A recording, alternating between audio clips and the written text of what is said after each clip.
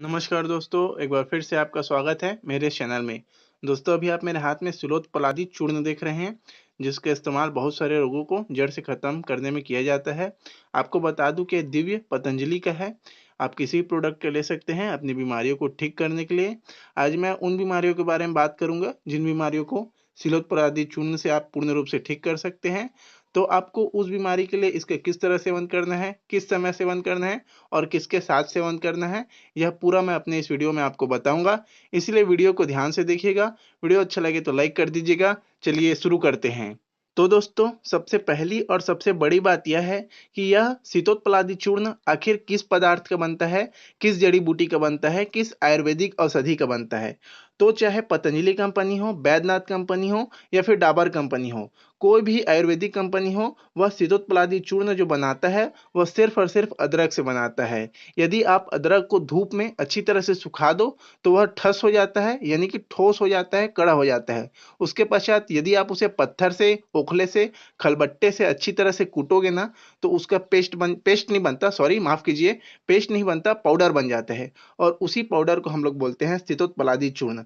दुनिया का कोई भी कंपनी, कोई भी आयुर्वेदिक कंपनी हो, वह सिर्फ और सिर्फ अदरक से ही सितोत्पलादी चूर्ण बनाता है। तो यदि आप इसे खरीदना नहीं चाहते, मैं आपको बता देता हूँ, 9 रुपए है वैसे इसका मूल्य। यदि आप इसे खरीदना नहीं चाहते तो घर में भी इसे बना सकते हैं और इसका सेवन कर सकते हैं। तो अब मैं आपको यह बताता हूं कि यह किन किन बीमारियों को जड़ से खत्म करता है।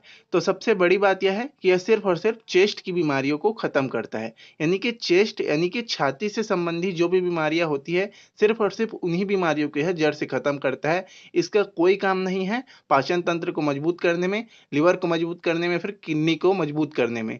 यह किसी भी और अंग को ठीक नहीं करता, केवल और केवल छाती यानी कि चेस्ट से संबंधी बीमारियों को ठीक करता है। चाहे वह श्वसन संबंधी बीमारी हो, खांसी की बीमारी हो या फिर कफ जम जाना, सर्दी आना, इन सभी बीमारियों को जड़ से खत्म करने में बहुत ही लाभदायक है। देखिए, यदि हमारे चेस्ट में कफ जम जाता है, सर्दी जम जाती है, कुछ भी चीज जम जाता है या फिर पानी रुक जाता है, तो आयुर्वेदिक जो वैद्य होते हैं या फिर आप पतंजलि के संस्थान में जाओगे तो आपको यही चूर्ण मिलेगा उसे ठीक करने में। कफ को निकालने में भी बहुत कारगर है। यह कफ को मल द्वारा भी निकालता है और खांसी द्वारा। यदि आपके चेस्ट में बहुत सारा कफ जम गया है तो उसके लिए आपको इस सितोत्पलादी चूर्ण का सेवन करना पड़ेगा। उससे होगा क्या, वह जो कफ होगा वह आपके खांसी के माध्यम से बाहर आएगा। यदि खांसी के माध्यम से बाहर नहीं आया तो आपके मल के द्वारा बाहर आ जाएगा। साथ ही साथ यदि आपको सूखी खांसी हो रही है तो सूखी खांसी को भी यह गीला करता है और खांसी की समस्या को दूर करता है। इसके बाद यदि आपको श्वसन संबंधी बीमारी हो तो श्वसन संबंधी बीमारी में भी इसका उपयोग किया जाता है। इसके लिए करते क्या है वैद्य लोग, त्रिकूट चूर्ण, बहुत सारे चूर्ण को मिलाते हैं सितोत्पलादी के साथ। बहुत सारे चूर्ण को, मेरे को नाम याद नहीं है, बाकी बहुत सारे चूर्ण को मिलाते हैं, लगभग 10-12 चूर्ण को, और आपस में मिलाकर उसे खिलाते हैं श्वसन, अस्थमा, दमा की बीमारी को ठीक करने में। तो मैंने आपको बता दिया, यह 3 प्रकार की बीमारियों को ठीक करता है। तीनों के तीनों चेस्ट से संबंधित है, यानी कि छाती से संबंधित है। पहला है कफ, दूसरा है श्वसन और तीसरा है खांसी। यह तीनों बीमारियों को जड़ से खत्म करता है। अब इसका किस तरह सेवन करना है वह मैं आपको बता देता हूं।